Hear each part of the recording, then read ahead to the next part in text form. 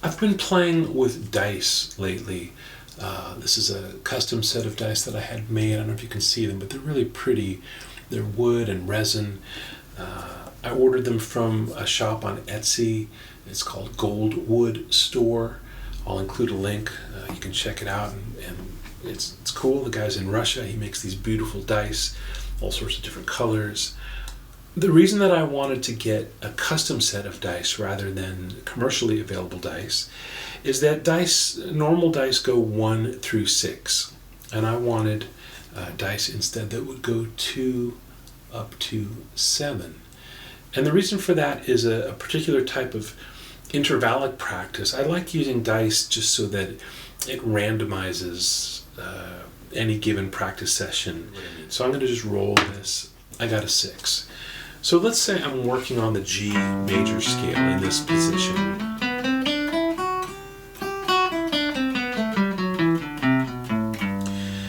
To learn to play around that scale a little bit more, I'm going to use this roll of the die. It's a 6. And now for every note of the scale, I'm going to add a second note that's a 6th higher. So G, 1, 2, 3, 4, 5, 6. 6 higher is E. A, so I'm just, I'm going to go up the scale, but for each note, I'm going to add a second note. A is the second note of the scale. I need to add a 6th above that, so that's F sharp. B is the third note. G is a 6th above that, and so on. And you can come back down.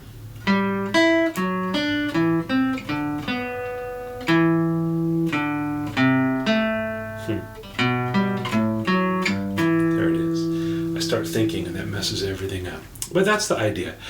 You could practice this with a metronome and work on it as a technical exercise. You could also do it a little bit more creatively. You could get a looper pedal going, or find a backing track, or make your own looper backing track thing, whatever, and improvise, mostly using 6ths. It doesn't mean that you have to use them exclusively, but let's see. I don't have a looper pedal, but I'll just try to keep this going so you can hear it.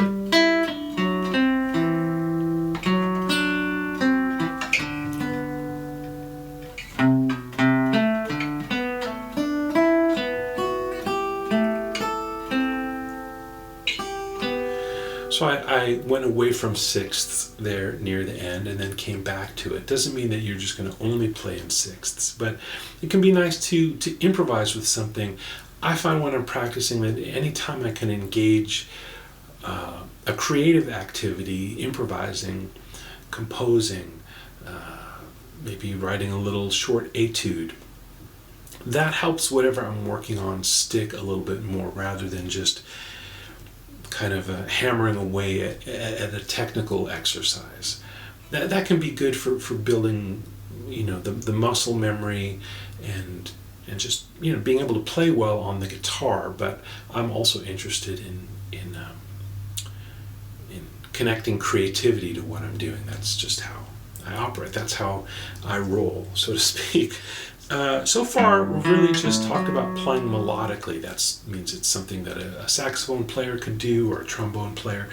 Of course, we're guitar players. We can play 2 notes at once. We can get things like this. This is what 6ths sound like as a harmonic sound. And when I say harmonic, I don't mean that stuff. I just mean harmony. This is melody. This is harmony.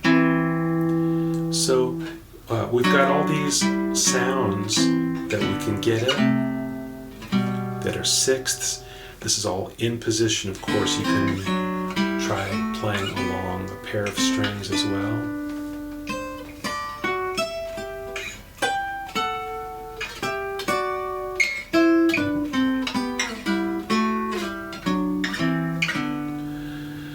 So there you go. Okay, so that's thinking about 6ths harmonically, and then we already did melodically. Now I'm going to roll 2 dice, and I got 7 and 6. So, okay.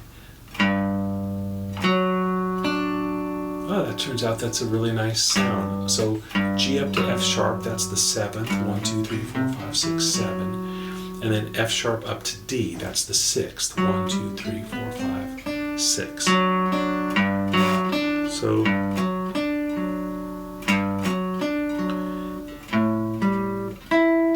that's A, G, E, B, A, B, A, F sharp, C, B, G, D, C, A.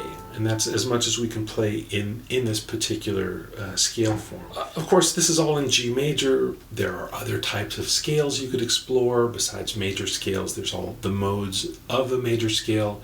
Then there's completely other types of scales: melodic minor, harmonic major, all the modes thereof, and so on. So, and there's other keys. I'm staying in G. I just want this lesson to be accessible with whatever scales you might know. I figure everybody can relate to a major scale, and G is common enough.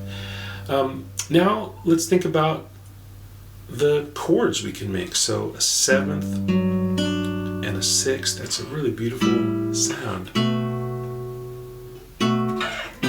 It suggests familiar harmonies, like this we could say is C major 7, it's C, B, G, has no third. So we can use these to suggest kind of conventional harmonies.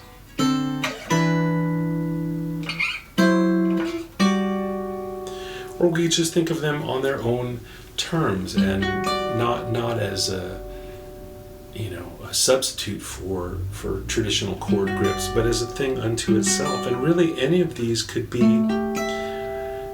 looked at as part of a different.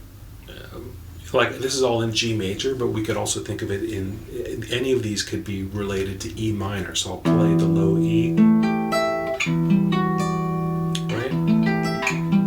It's a really nice E minor 7 voicing. It's got the minor third, it's got the 9, it's got the 7. So that's really nice.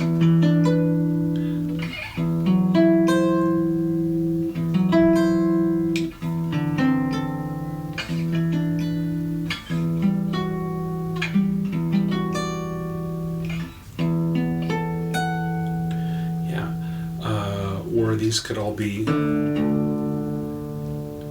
over D, and that would give us D mixolydian, which is just the 5th mode of G major. So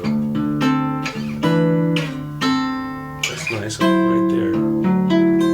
So that's a beautiful D9 voicing. D, F sharp, E, C. So it's root, 3, 9, and the 7, flat 7 you could say.